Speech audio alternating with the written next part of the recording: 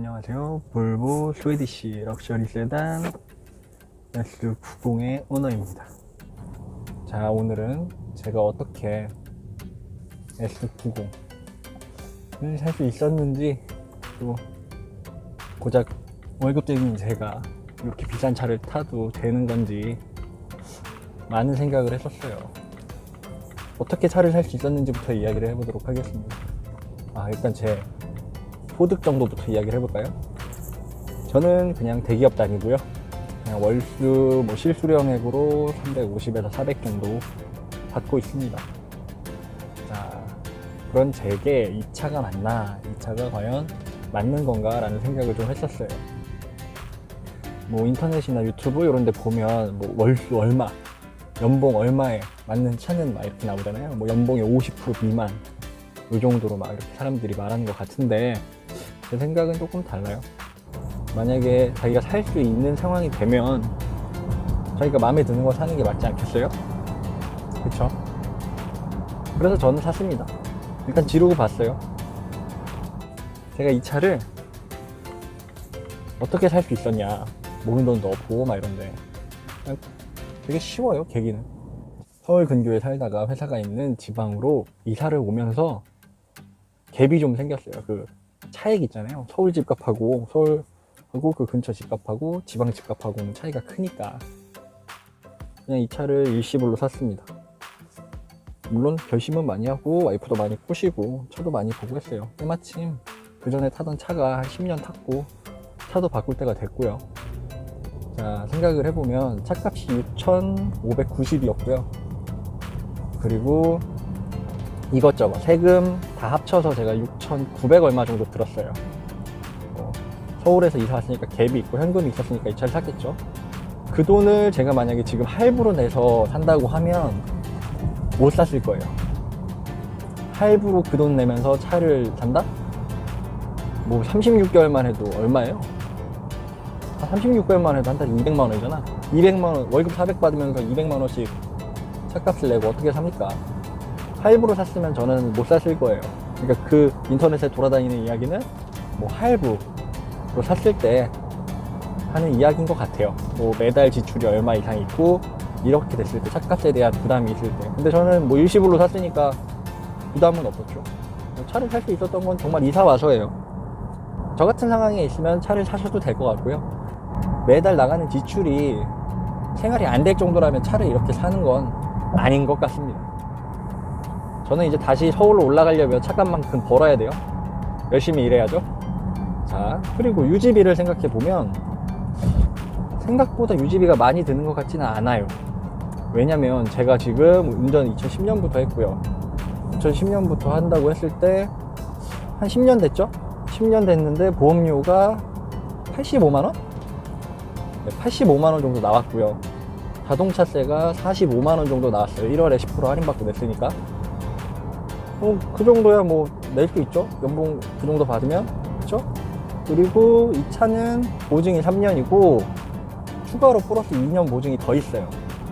추가로 플러스 2년 보증은 볼보 코리아에서 해주는 것 같은데, 플러스 2년은 1000만원 한도까지 차량에 고장 이런 거 보증을 해준다고 하니까 5년 동안은 크게 들어갈 돈은 없다고 생각이 들더라고요. 자, 그러면 매년 보험료, 기름값, 그리고 자동차세 정도 5년 동안 든다고 하면 크게 무리되는 건 아니에요.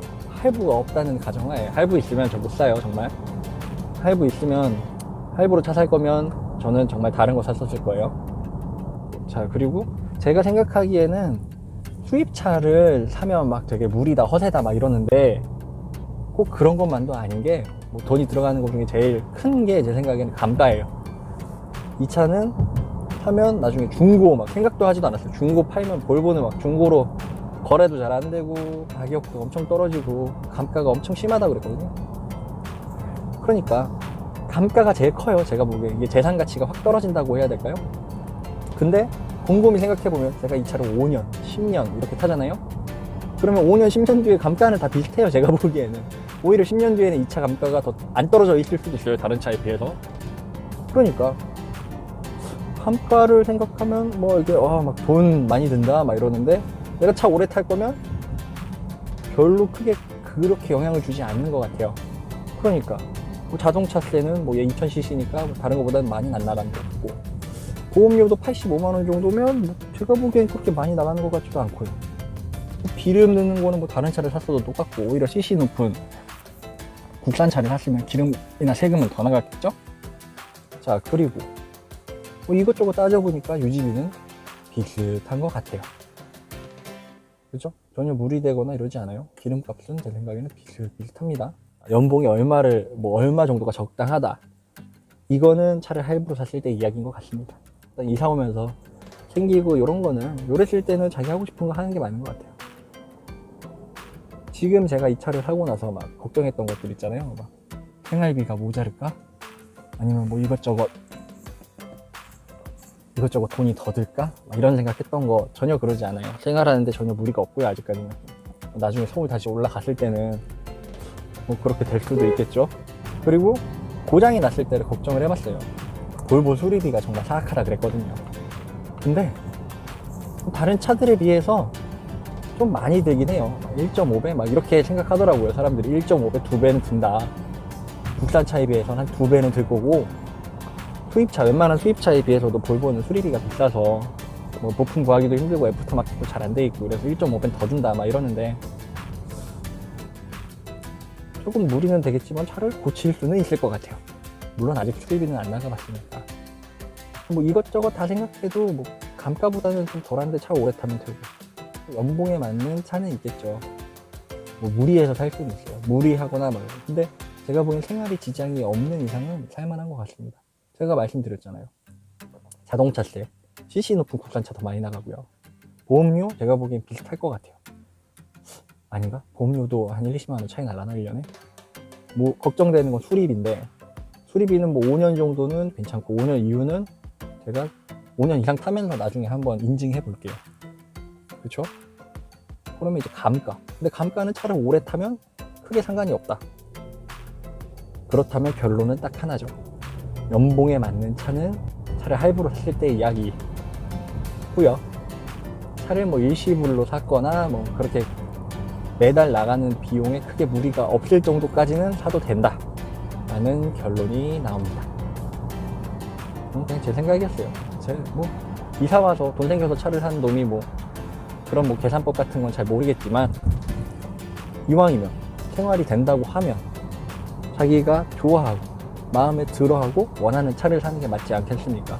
제가 만약에 다른 차, 연봉에 맞는다고 하는 그런 차, 국산 차, 소나타나 그랜저, 연봉에 맞는다고 하면 그랜저도 오버예요. 소나타 사야 돼요. 소나타를 샀어도 만족하고 타고 있었을 거예요. 그전 차에 비해서는 다 좋아졌으니까. 하지만 미련은 남아있겠죠? 네. 근데 미련이 없도록, 그리고 생활에 무리가 가지 않기 때문에 이 차를 샀다고 말할 수 있습니다. 이제 출근을 다 한 것 같으니 저도 이제 동영상을 그만 끊도록 하겠습니다. 이 내용이 도움이 되셨다면 언제나처럼 구독과 댓글 부탁드려요. 그러면 다음에 또 봬요.